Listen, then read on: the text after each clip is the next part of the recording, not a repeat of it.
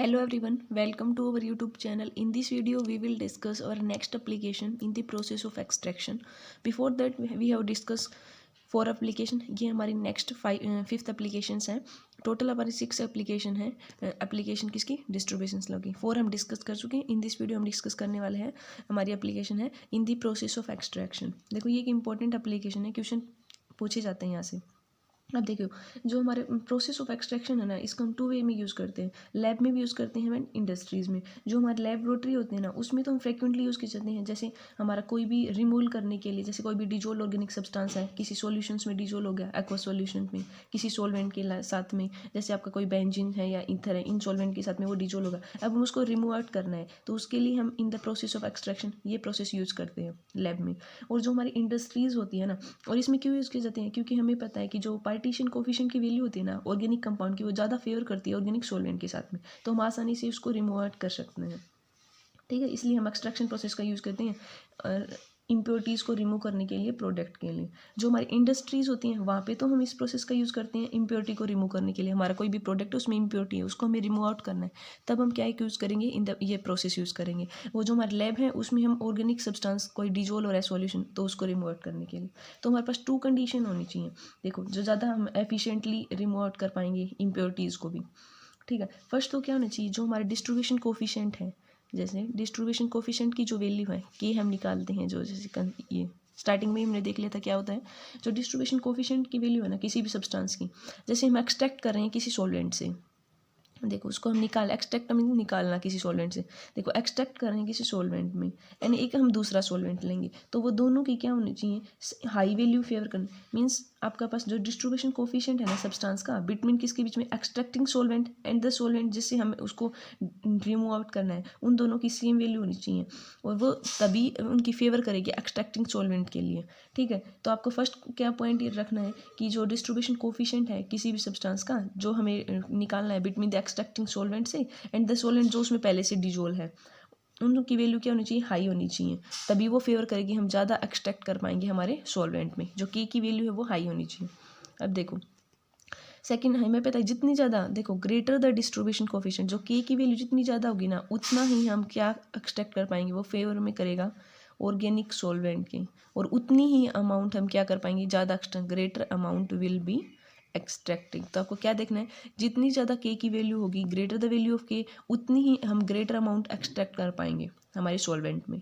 ठीक है, तो फर्स्ट पॉइंट तो आपको ये, जो भी आप सॉल्वेंट ले रहे हो दोनों सॉल्वेंट का हम के की वैल्यू देखेंगे, पार्टीशन कोफिशिएंट. वो जो पार्टीशन कोफिशिएंट की वैल्यू जितनी ज़्यादा हाई होगी ना, उतना ही हम ज़्यादा एक्सट्रैक्ट कर पाएंगे हमारा सॉल्वेंट को. तो फर्स्ट पॉइंट आपको ये पता होना चाहिए. एंड सेकंड हमें क्या करना है, देखो रिकवर करना है हमें ज़्यादा मैक्सिमम अमाउंट ऑफ सब्सटेंस को एक्सट्रैक्ट. जैसे आप सिंपल ये समझो, जैसे आपके पास ये सॉल्वेंट है, इसमें हमने सॉल्यूशन में डिजोल्व कर रखा है कोई भी सॉल्यूशन को. अब हमें सॉल्वेंट को एक्सट्रैक्ट करना है सॉल्यूशन से. ठीक है, अब हमें एक्सट्रैक्ट ज़्यादा अमाउंट को एक्सट्रैक्ट करने के लिए हमें क्या करना होगा, जो एक्सट्रैक्टिंग सॉल्वेंट है ना उसको हम एक साथ यूज़ नहीं करेंगे. जैसे हम क्या करते हैं, टाइट्रेशन करते हैं, तो हम इंडिकेटर लगते हैं और कुछ, तो हम इंस्टॉलमेंट में यूज़ करते हैं ना, थोड़ा थोड़ा डालते हैं उसमें. ये नहीं है ना कि एक साथ ही हमने कंप्लीट डाल दिया, हमने कंप्लीट एंड पॉइंट एक साथ ले लिया. तो वैसे ही यहाँ पे भी हमें एक्सट्रैक्ट करने के लिए जो भी आप सॉल्वेंट ले रहे हो ना, तो उसको इंस्टॉलमेंट में यूज़ करना है. जैसे पहले आपने सॉल्वेंट 50 ले लिया, देन 100 ले लिया, देन 200 ले लिया. जैसे हमारा टोटल 200 है, तो ये नहीं हमने 200 एक साथ ही डाल दिया, हम टोटल हमारा एक्सट्रैक्ट हो जाएगा. ऐसे नहीं होता, इससे कम अमाउंट हम एक्सट्रैक्ट कर पाएंगे.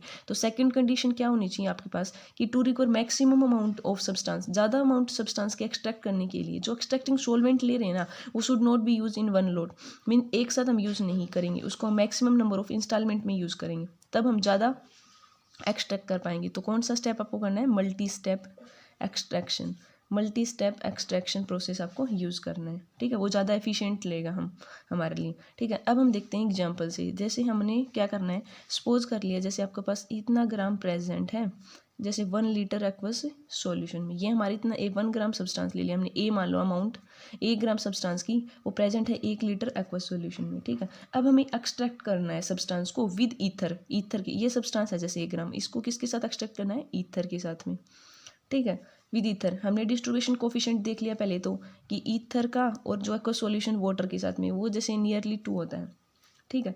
अब हमें प्रोवाइड कर दिया गया 1 लीटर ईथर का, उसको हम यूज़ करना है, या तो हम 1 लोट में यूज़ कर सकते हैं, मतलब 1 ईथर एक साथ डाल सकते हैं हम 1 ग्राम सब्सटेंस में और बाद में हम एक्सट्रैक्ट कर पाएँ, या हमारा सेकंड वे ये है कि हम जैसे हमारे पास 100 है तो पहले हम 500 ले लें देन और इंस्टॉलमेंट में, मतलब 2 या 3 प्रोसेस में यूज़ करें हमारे ईथर को, या हम 1 साथ यूज़ कर लें। तो हम वैल्यू कैलकुलेट करेंगे तब हमें पता चलेगा कि कितनी अमाउंट हम एक्सट्रैक्ट कर पाएँ जब हम 1 लोट में यूज़ करेंगे, या हम different multi step process use करेंगे। अब देखो फर्स्ट आता है आपके पास यूजिंग ऑल ईथर इन 1 इंस्टॉलमेंट, मीन्स टोटल ईथर हमने एक साथ में यूज़ कर लिया। तो हमने ये लेट कर लो कि जैसे x ग्राम मान लो सब्सटेंस का एक्सट्रैक्ट कर लिया हमने, लेट x ग्राम सब्सटेंस एक्सट्रैक्टेड किसमें, इन दी एक्सट्रैक्टिंग जो भी आपका सॉल्वेंट है, ठीक है। हमने मान लिया कितनी अमाउंट ऑफ सब्सटेंस एक्सट्रैक्ट होगी, टोटल a थी उसमें से x एक्सट्रैक्ट हो गया, तो कितनी बच गई आपके पास a माइनस एक्स ग्राम होगी। अब हमने मान लिया कि जो कंसनट्रेशन है आपकी ईथर की वो मान लिया x/1000, ठीक है। अब वाटर की कितनी हो जाएगी, एक्सट्रैक्ट कितनी बची आपके पास a माइनस एक्स बाई हो गया आपका 1000, ठीक है। अब डिस्ट्रीब्यूशन स्लो क्या होती है, के कैसे निकालते हैं, CO। अब हमारे पास 2 हैं सॉल्वेंट, एक तो सॉल्वेंट आपके पास ईथर, दूसरा है वाटर, इन दोनों का कंसनट्रेशन रेशो। अब ईथर की कितनी आई हुई है आपके पास, तो x/1000, और वाटर की कितनी आई हुई है a माइनस x/1000, और k की वैल्यू कितनी है आपके पास 2, हमने देख लिया था डिस्ट्रीब्यूशन कोफिशिएंट की वैल्यू ईथर और वाटर की 2 होती है। अब इसको सोल्व करेंगे तो आपके पास x की वैल्यू कितनी आ जाएगी 2/3a, मीन्स समथिंग वैल्यू आएगी 0.67। तो हम यहाँ से इसको 100 से मल्टीप्लाई तो 67% एक्सट्रैक्ट कर पाएंगे जब हम एक साथ में ही अगर हमारे ईथर को यूज़ कर लेंगे 1 इंस्टॉलमेंट में। अब सेकंड प्रोसेस हम देखते हैं कि जब हम एक्सट्रैक्शन करें ईथर को, जब 500 लेके देन सेकंड 500 लेके, तब कितनी कर पाएंगे। अब की बार हम क्या कर रहे हैं कि एक्सट्रैक्शन यूजिंग कितना लेके 500 ml ऑफ ईथर, यहाँ पे हमने 1000 कंप्लीट ले लिया था एक साथ में। ये हमने मान लिया कि लेट x1 ग्राम सब्सटेंस का हमने क्या कर लिया, एक्सट्रैक्टेड कर लिया। हमें पता नहीं कितनी अमाउंट, हमें x मान लिया, लेट x1 ग्राम हमारे सब्सटेंस की एक्सट्रैक्ट होगी पहली इंस्टॉलमेंट में जब हम कितना ईथर लिया है 500 ml ऑफ ईथर। अब कंसनट्रेशन ईथर की कितनी हो जाएगी यहाँ से x1/500, यहाँ पे कितनी थी आपकी 1000, हमने 1000 लिया था, यहाँ पे आपकी 500 लिए, ठीक है। अब वाटर की निकालेंगे तो कितने, एक्सट्रैक्ट में कितना था a माइनस एक्स, यहाँ पे x1 बचे तो a माइनस x1, और बाई में ये टोटल 1000। अब यहाँ से फिर से k की वैल्यू निकालेंगे, क्या हो जाएगा C of water, C of नहीं ऊपर ईथर था ना, C of ether by C of water, और डिस्ट्रीब्यूशन कोफिशिएंट की वैल्यू कितनी है 2 है। अब देखो हमने क्या कर लिया, C ऑफ ईथर का देखा, वाटर का 2 है। अब ये वैल्यू इसमें पुट करेंगे तो कितनी आ जाएगी, ईथर का कितना था आपका x1 बाई, यहाँ पे देखो x1/500 बाई वाटर का कितना है आपका a माइनस में x1 बाई में 1000 इक्वल टू कितना है k। तो यहाँ से हम x1 की वैल्यू निकालेंगे, x की वैल्यू कितनी आ जाएगी 1/2a, तो मीन्स हाफ हो गया, तो 50%, मीन्स यहाँ से हम 50% सब्सटेंस एक्सट्रैक्ट कर पाए जब 1 इंस्टॉलमेंट में।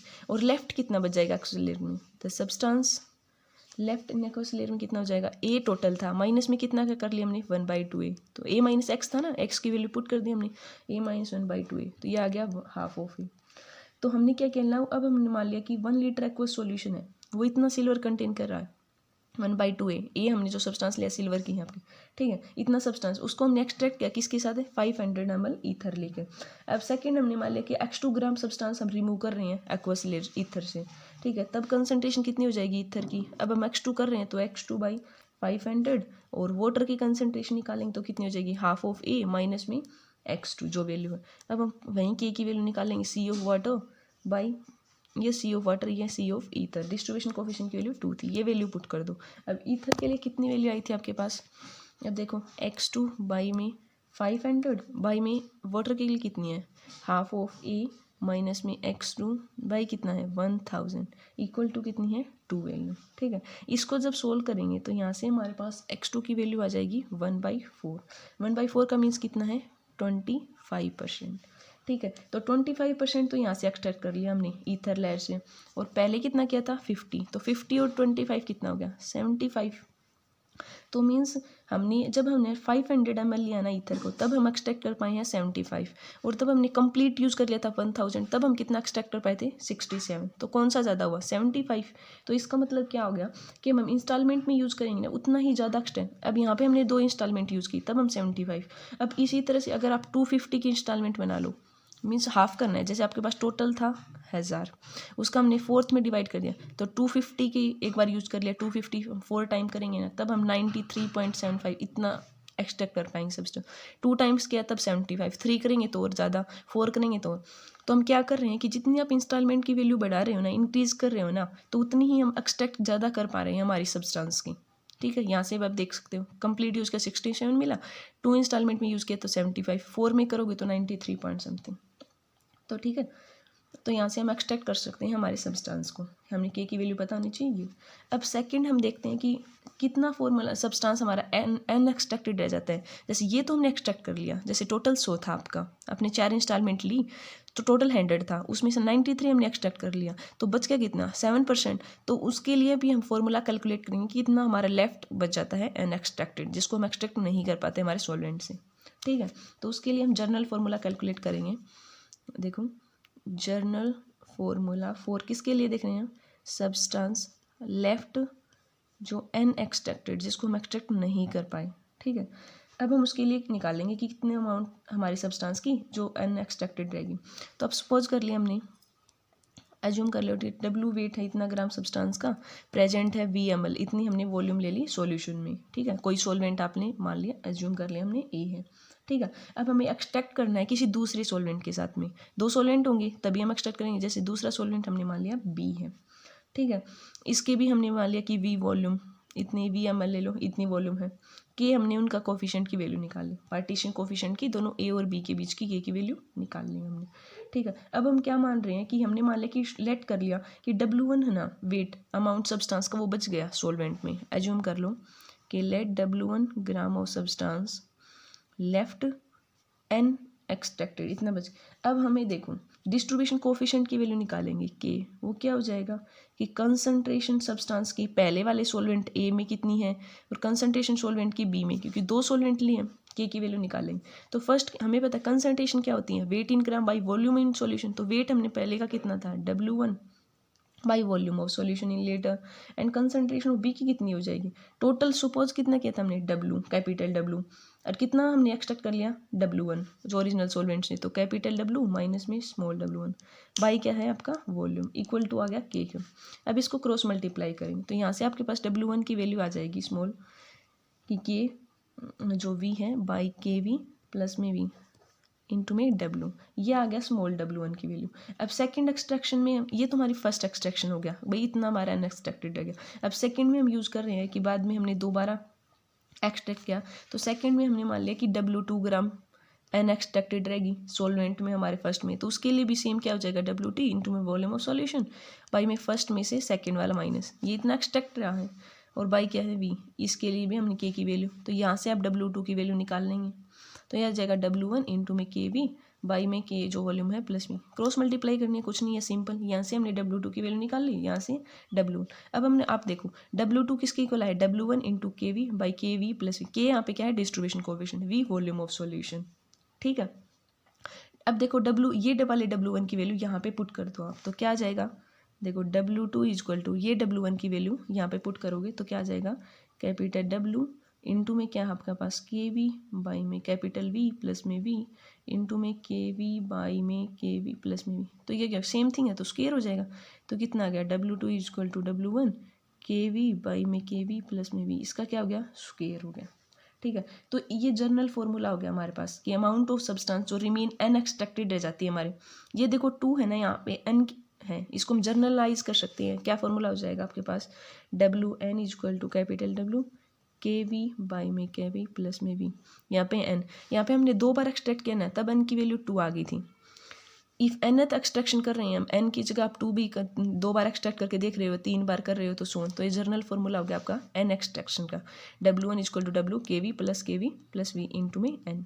ठीक है, के डिस्ट्रीब्यूशन कोफिशिएंट दोनों सॉल्वेंट का, V कैप जो सॉल्यूशन की वॉल्यूम थी कितनी ले रहे हो, तो आपके पास ये जर्नल फॉर्मूला होगा।